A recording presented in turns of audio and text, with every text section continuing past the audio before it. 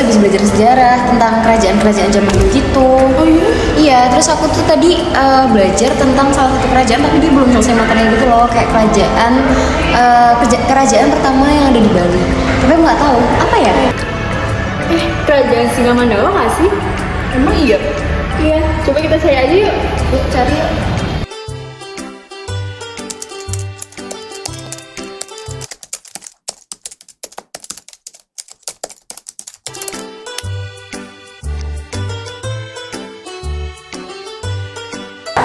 A.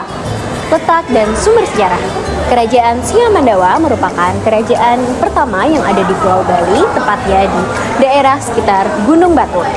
Nah, kerajaan ini memiliki sumber sejarah, yaitu sebuah prasasti yang berumur 882 Masehi yang berisi tentang pemberian izin kepada agama Buddha untuk membuat suatu pertapaan di daerah Bukit Kintamani.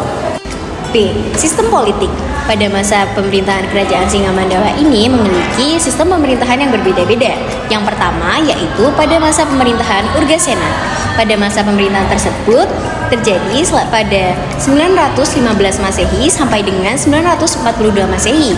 Pada sistem pemerintahan Urgasena, masyarakat tidak diwajibkan untuk membayar pajak karena mayoritas masyarakat yang ada di sekitar kerajaan Singamandawa ini bekerja untuk keperluan kerajaan, yaitu rata-rata profesinya sebagai penghasil kayu.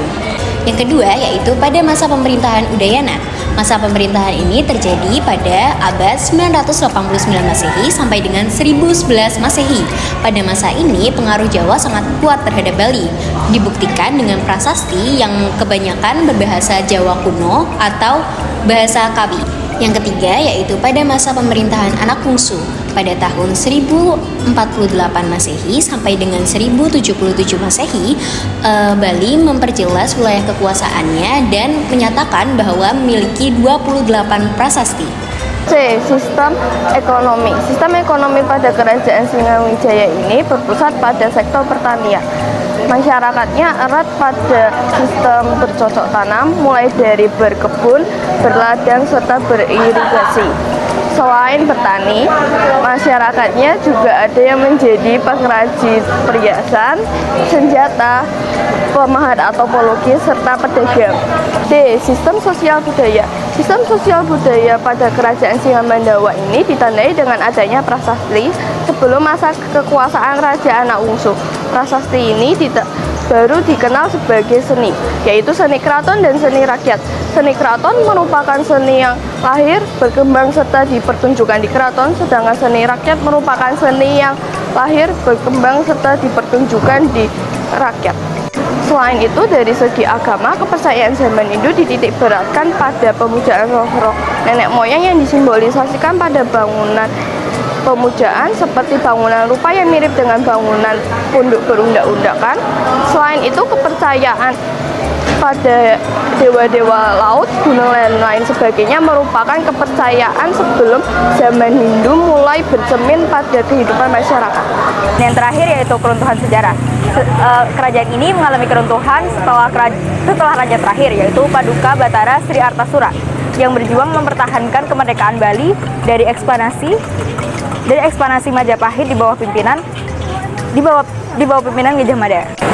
Setelah kerajaan Singamandawa runtuh, muncul golongan baru di tengah masyarakat yang disebut Wong Majapahit. Kerajaan Singamandawa.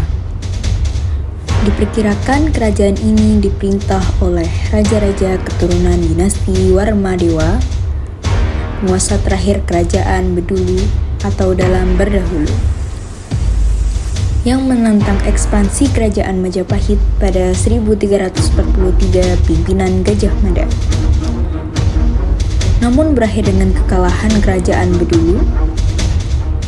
Perlawanan Bedulu kemudian benar-benar padam setelah pemberontakan keturunan terakhirnya dalam Makambika. Hasil dikalahkan 1347 Masehi. Setelah itu, Gajah Mada menempatkan seorang turunan Brahmana dari Jawa bernama Sri Kesna Kepakisan sebagai raja, atau dalam Dipulut Bali, keturunan dinasti Kepakisan inilah yang di kemudian hari menjadi raja-raja di beberapa kerajaan kecil di Pulau Bali. Oh, jadi gitu sejarah tentang kerajaan Singamandawa. Oke deh. Yaudah, jam berapa sih? Udah siang, kamu gak pulang? Belum? Nanti aku pulang dulu ya. Iya. Oke, dah. Hati-hati. Iya.